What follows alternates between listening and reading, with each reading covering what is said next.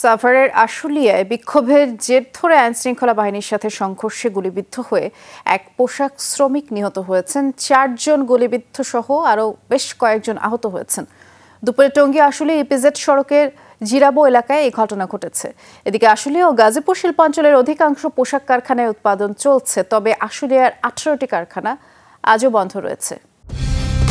Colour expert, George sap এবং mild on hands technology সমৃদ্ধ Orix crystal wash আপনার laundry expert.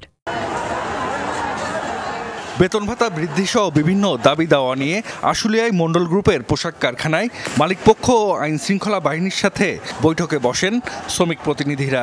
সমঝোতা না হওয়ায় শ্রমিকরা কারখানার বাইরে অবস্থান নেন। এ সময় আশেপাশের অন্য কারখানার শ্রমিকরাও সেখানে জড়ো হতে থাকেন। অবস্থান নেয় আইন শৃঙ্খলা বাহিনীও। প্রত্যক্ষদর্শীরা জানায় এ সময় বিক্ষুব্ধ শ্রমিকরা আইন শৃঙ্খলা বাহিনীর সদস্যদের লক্ষ্য করে ইটপাটকেল ছোড়ে। এক পর্যায়ে বাধে সংঘর্ষ। আহত কয়েকজনকে নেওয়া হয় হাসপাতালে। কাউসার হোসাইন নামে এক শ্রমিককে মৃত ঘোষণা করেন চিকিৎসক। ওনার তলপেটের বাম সাইডে গুলি লেগেছে, ওনার আমরা মৃত অবস্থায় পেয়েছি।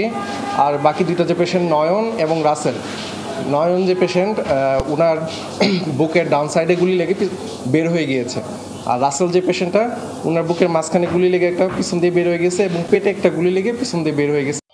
এছাড়া বকেয়া বেতনের দাবিতে বাইপাইল এলাকায় দুটি কারখানার শ্রমিকরা নবীনগর চন্দ্রা মহাসড়কে বিক্ষোভ করেন।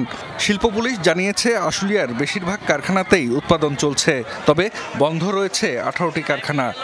22 সাল থেকে 4 মাসের বেতন বাকি আছে। সেই বেতনগুলো না দিয়ে মালিক পক্ষ কি করেছে, এই টাকাগুলো সব অস্ট্রেলিয়া পাচার করেছে। আজকে ওরা টাকা না দিয়া ওরা একটা নোটিশ জারি করছে, আরো 3 মাস সময় চাচ্ছে।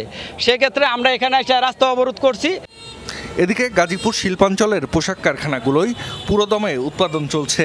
গতকাল বন্ধ থাকা 5টি কারখানা খুলেছে, তবে এখনও উৎপাদন বন্ধ আছে 4টি কারখানায়। জাহিদ হাসান, যমুনা নিউজ।